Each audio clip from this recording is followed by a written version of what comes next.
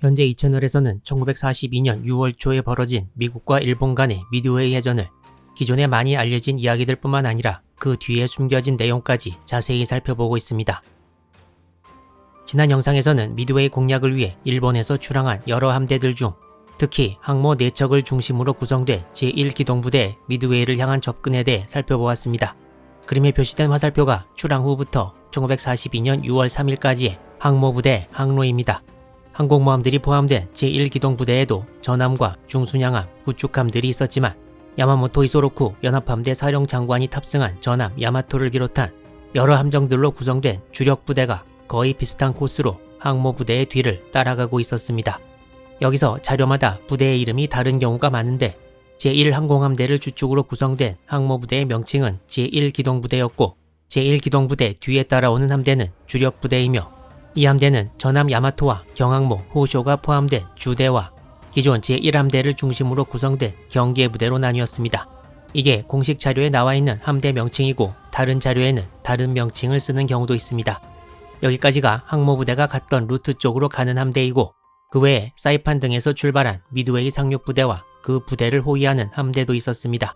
그쪽은 사태가 진행되면서 언급할 필요성이 생기면 차차 말씀드리도록 하겠습니다.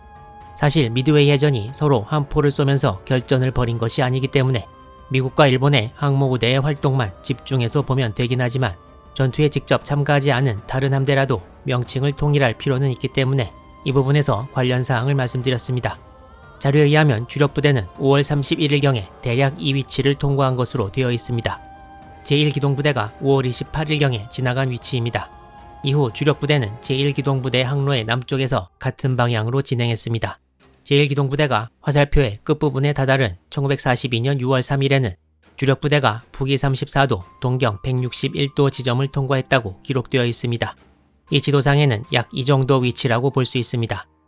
참고로 항공모함은 제1기동부대에만 있었던 것이 아니라 주력부대에도 경항공모함 호쇼가 따라와서 항공엄호, 정찰 임무 등을 수행했습니다.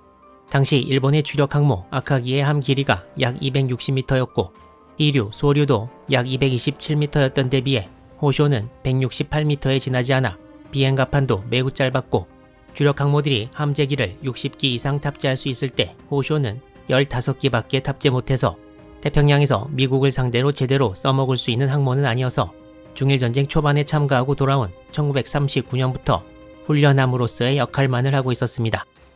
주력부대 6월 2일, 3일 항로에는 짙은 안개가 끼어 바로 옆 함정도 분간하기 어려웠다고 합니다. 이때 기록에 의하면 제1기동부대에서는 무선 침묵을 깨지 않고 다른 함정의 위치를 분간하기 위해 서치라이트를 사용하기도 했습니다.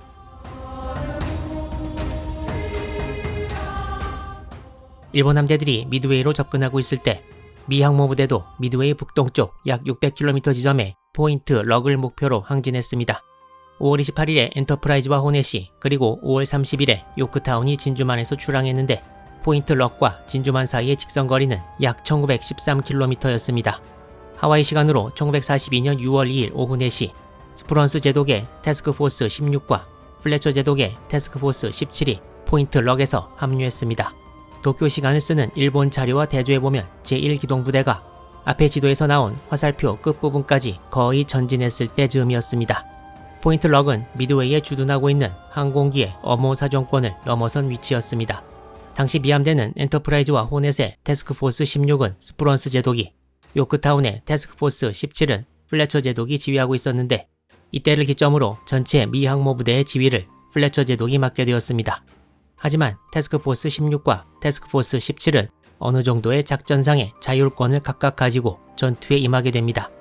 여기서 미 항모 3척은 일본 측에 전혀 들키지 않고 진주만에서 목적 지점까지 도착했는데요. 일본군은 당시 미 항모가 진주만에 있는지 남태평양에 있는지 확실히 알지 못했고 남태평양에서 진주만까지 그리고 진주만에서 포인트 럭까지 미 항모 부대가 이동하는 것도 알아내지 못했습니다. 미군 암호를 해독 못한 것이야 그렇다 치고 일본군은 왜 전투 직전까지 아무것도 몰랐을까요?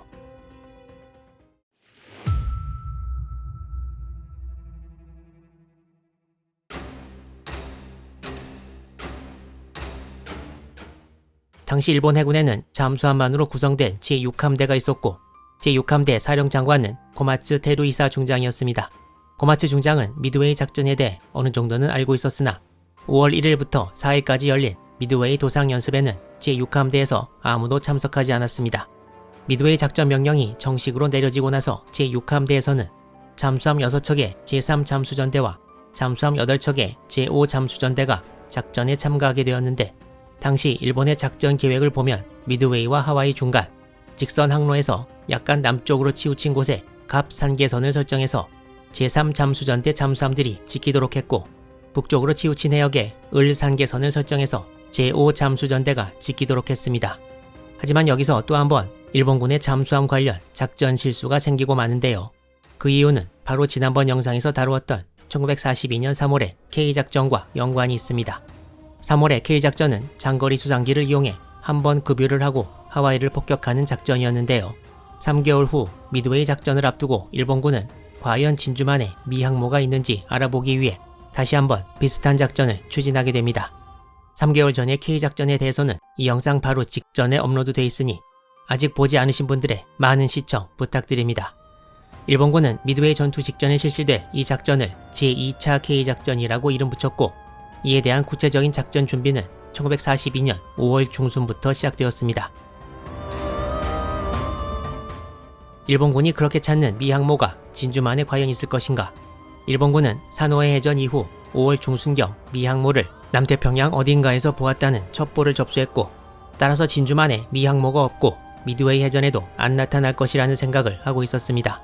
그렇지만 혹시나 하는 마음에 일단 진주만 정찰을 실시해보기로 한 것인데요.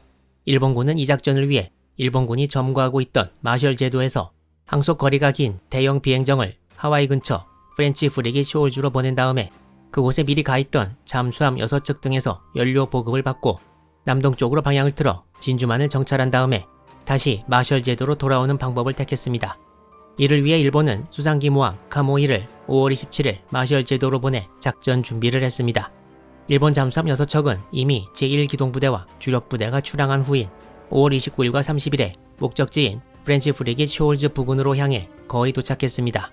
이렇게 잠수함과 비행정을 이용한 일본군의 진주만 근해 정찰은 6월 2일 실시 예정이었는데, 일본 기록의 6월 2일 실시 예정은 하와이 시간으로 1일이었기 때문에 잘못하면 포인트 럭으로 향하는 요크타운이 조개망에 걸릴 가능성도 배제할 수 없었습니다.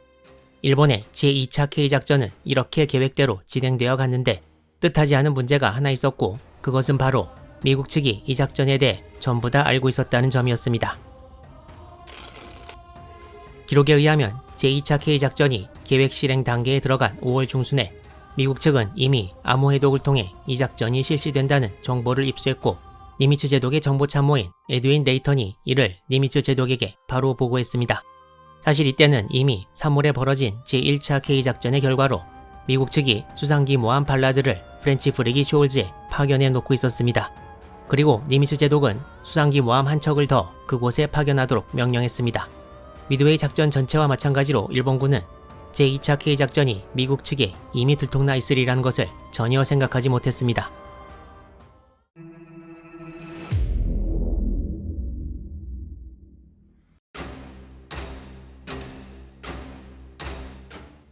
이 사진은 일본군의 제2차 K작전의 목적지인 프렌치 프리깃 쇼올즈를 찍은 위성 사진인데요. 5월 29일 항공기 연료 보급 등의 임무를 맡은 일본군 잠수함 6척 중 첫 번째인 2호 제123 잠수함이 프렌치 프리깃 쇼올즈에 도착했고, 함장인 우에노 도시타케 소좌가 잔망경으로 해면을 보았을 때 미리 이곳에 와있던 미군 수상기 모함 발라드가 있는 것을 목격했습니다. 어떻게 해야 될지 고민하는 사이 시간은 흐르고 다음 날인 30일 일본 잠수함들이 더 도착했지만 발라드는 어디 가지도 않고 계속 있었고, 니미츠 제독이 보낸 수상기 모함 쏜튼까지 합류했습니다. 우에노 소자는 5월 30일 적 수상함 2척 발견이라는 내용을 타전하면서 경계 엄중, 가망 없음이라는 말을 붙여 보고했습니다. 잠수함에서 어뢰를 발사해서 미 함정들을 공격할 수도 있었으나 하와이를 가까이 두고 어뢰 공격을 받았다면 진주만에 비상이 걸릴 것이 명백했고, 진주만 정찰 계획은 망가지는 것이나 다를 바 없었기 때문에 공격은 실행되지 않았습니다. 이 보고를 들은 마셜 제도의 일본군 본부에서는 하루 더 기다려보기로 결정했습니다. 어쩌면 미군 함정들이 돌아갈지도 모르기 때문이었습니다. 하지만 다음날인 5월 31일에도 미군 함정들은 돌아가지 않았고, 미군 카탈리나 비행정 한 기가 섬 근처에 있는 것이 목격되었습니다. 이제 미군이 프렌치 프리기 쇼즈를 수상기 기지로 쓰고 있다는 것이 명백해졌고, 여기서 미군 몰래 대형 비행정 급유 작업을 진행한 것은 불가능함이 판명되었습니다. 우에노 소자는 이 같은 내용을 타전했고, 결국 미드웨이 작전에 앞서 진주만을 정찰하려는 일본군의 작전은 취소되고 말았습니다. 이렇게 제2차 K작전이 실패로 돌아가면서 일본군은 원래 작전대로 잠수함들을 상계선에 배치시켜 초계를 실시하는 수밖에 없었습니다.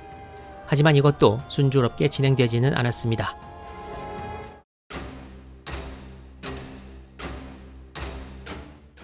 아까 언급한 대로 일본군은 미드웨이와 하와이 사이에 갑, 을 상계선을 설정하고 이곳에 잠수함들을 배치시켜 미함대를 감시할 계획이었습니다.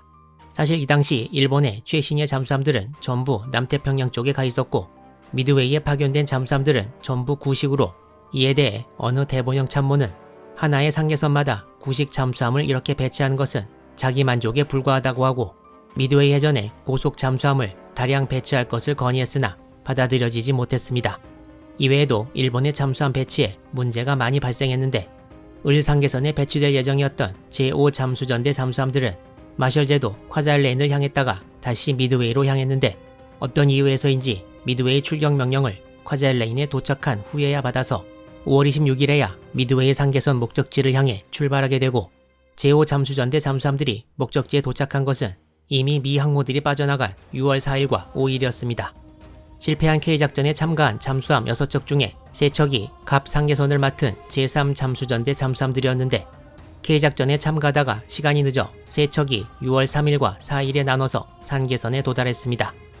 5월 24일에 출발한 2호 제169 잠수함만 예정일인 6월 2일에 상계선에 도착했고, 나머지 잠수함들은 미 항모 부대가 상계선을 벗어난 뒤에야 도착하고 말았습니다.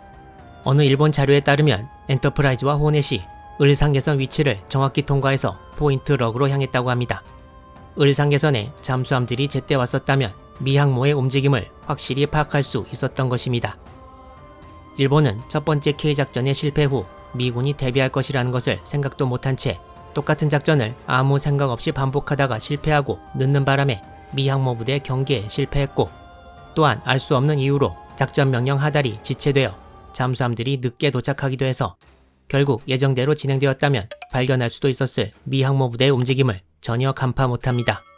일본 항모 부대는 이렇게 전투 시작 전부터 불리하게 돌아가는 상황을 전혀 인지 못한 채 미드웨이로 접근하게 되는데요.